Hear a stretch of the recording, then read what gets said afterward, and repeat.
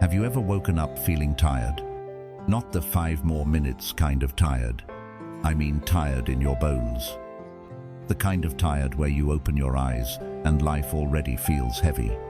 The kind where you actually slept enough. 7 hours, 8 hours, sometimes even 9. And yet, you're still tired. Your body shows up. Your energy doesn't. That was me for a long time. And no, it wasn't burnout. It wasn't depression. It wasn't insomnia. It was a quieter kind of exhaustion. Hard to explain. Easy to dismiss. People would say, just go to bed earlier. Have you tried melatonin? Maybe you're just lazy. Because if you sleep 8 hours and still feel exhausted, something must be wrong with you. But deep down, I knew it wasn't about laziness.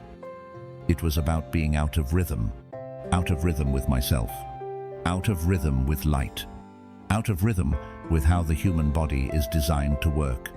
Here's what I wish I had understood sooner. You don't start your day when you wake up. You start it the night before. The other 23 hours decide how that first hour feels. That realization changed everything. Because if that's true, then the problem isn't my mornings. The problem is how I live the day before. So I stopped chasing life hacks. No gadgets, no apps. I started rebuilding my rhythm. Slowly, with things so basic I had ignored them for years. 4 small habits. They sound simple, but what they do inside your biology is anything but. By the end of this video, you might realize this isn't about failing to rest. It's about a world that has trained you not to. Habit 1. Light before screens. For years, the first thing I did every morning wasn't stretching. It wasn't getting out of bed. It wasn't even opening my eyes properly. It was reaching for my phone, half asleep, one eye open, hand moving on pure muscle memory like it had been trained for this exact task. I told myself the same lie every morning. I'll just check one thing, one email, one message, one notification. 30 minutes later, I was still in bed, staring at a screen, my brain already sprinting through problems I hadn't even stood up to face yet. There's one morning I remember clearly. I opened my phone and saw an email that felt urgent. Not catastrophic, not dramatic, just stressful enough to hook my attention. I hadn't brushed my teeth. I hadn't drunk water. I hadn't even sat up. But my heart rate went up. My chest felt tight. And that tension followed me for the rest of the day. Nothing terrible actually happened that day. But I was impatient, reactive, short with people I cared about. And it took me a long time to understand why. The problem wasn't the email. The problem was that I let it become the first voice inside my head that morning. What I didn't realize back then is this. The first thing you give your brain each day becomes the lens through which you experience everything that follows. Your brain doesn't know what time it is. It doesn't know what day it is. It only knows what light tells it. When natural morning light hits your eyes, it sends a clear signal to your brain. It's daytime. You're safe. You can wake up. Cortisol rises in the right way. Melatonin shuts off. Your nervous system shifts into alertness without panic. But when the first light your brain sees is a phone screen, something gets scrambled. Blue light tells your brain it's daytime, but the content tells your nervous system there's urgency, threat, and demand. So, instead of waking up, you go straight into defense mode.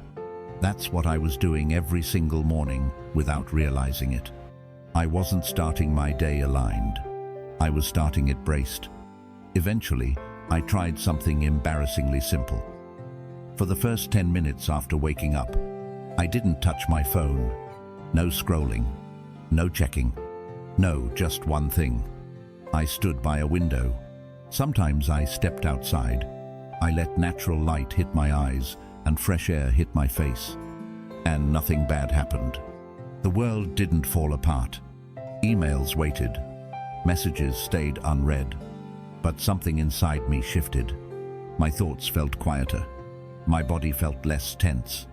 It was like my system finally received the signal it had been waiting for. Here's the lesson I learned the hard way. The problem isn't your phone. The problem is letting it be the first thing that defines your morning. When you give your brain light before screens, you're telling your body, we're awake, but we're not under attack. And that small change sets the tone for everything that comes after. If your phone is the first thing you see every morning and it somehow steals your calm before the day even starts, comment 1.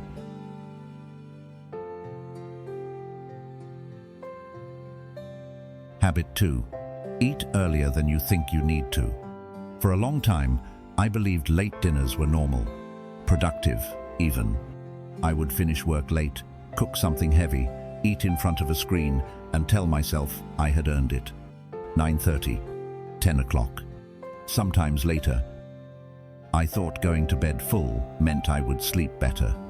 Instead, I woke up heavy, foggy, like my body hadn't rested, just powered down. There's one night that made it obvious. I ate a big dinner close to bedtime, scrolled for a bit, then collapsed into bed. I slept for 8 hours, but I woke up feeling like I'd been working overnight. That's when I learned something simple but uncomfortable.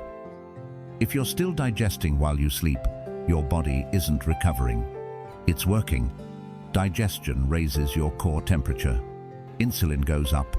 Your heart rate stays slightly elevated. All signals that tell your nervous system, stay on. But deep sleep needs the opposite. Lower temperature, stable blood sugar, nothing demanding attention.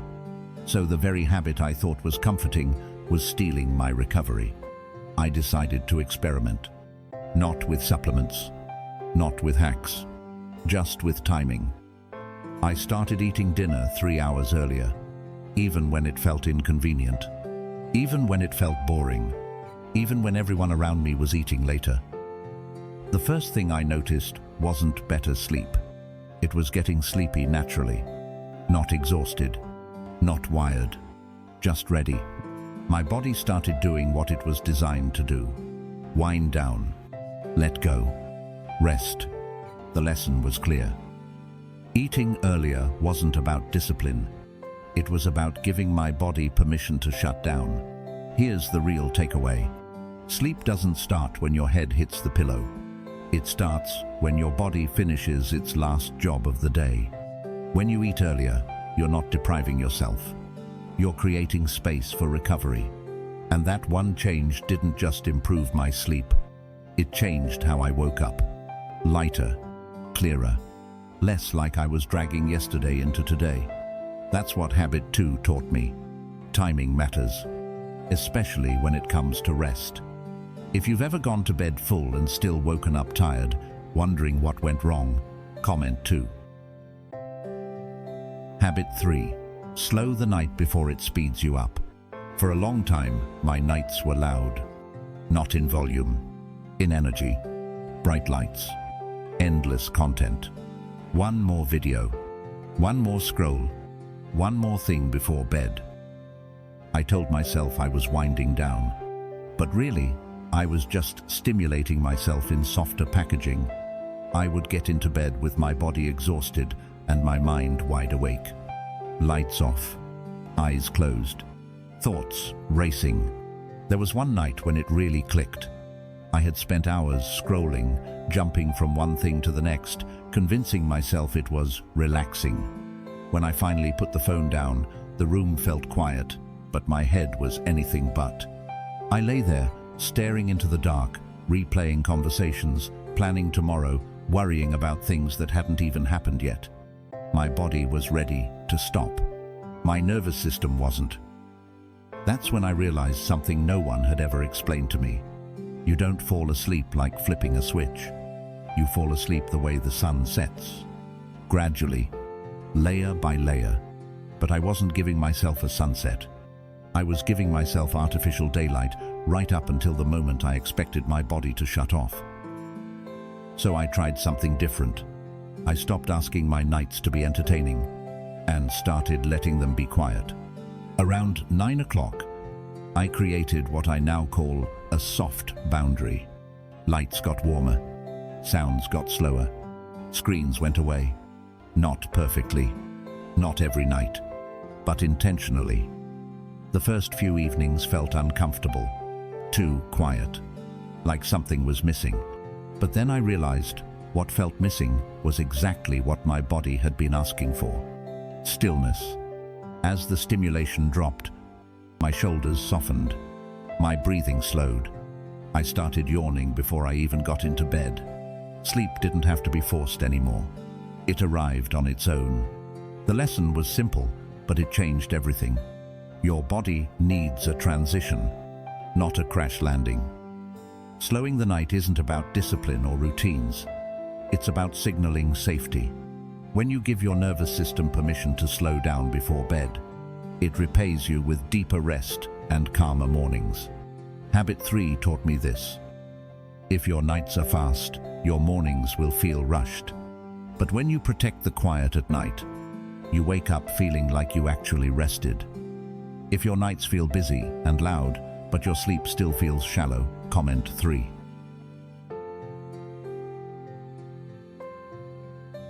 Habit 4. Move before the world moves you. For a long time, my mornings started in my head, not my body. Eyes open, phone in hand, thoughts already racing. Before I even stood up, I felt behind. Behind on messages, behind on work, behind on life. I thought that was normal. I thought energy was something you waited for, something that arrived after coffee, after motivation, after the day had already started. There was a period when I barely moved in the morning at all. I would roll out of bed, sit down, and disappear into screens. My body stayed quiet, too quiet, and I paid for it. My mind felt foggy. My mood felt fragile. I reacted to everything instead of choosing anything. The mistake I didn't see was simple. I was asking my brain to wake up before my body.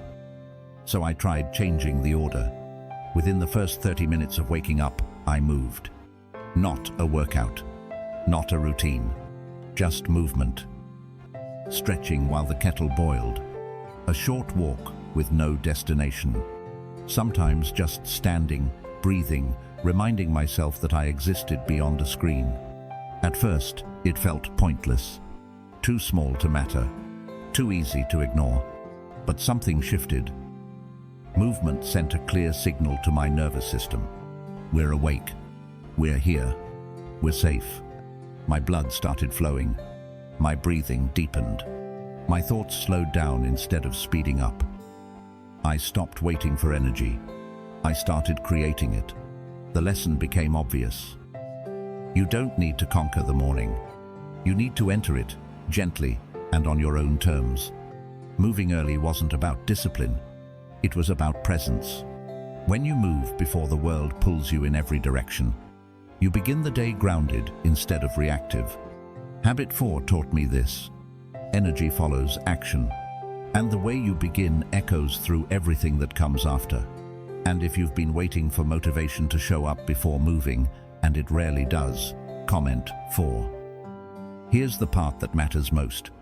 You're not broken. You were never broken.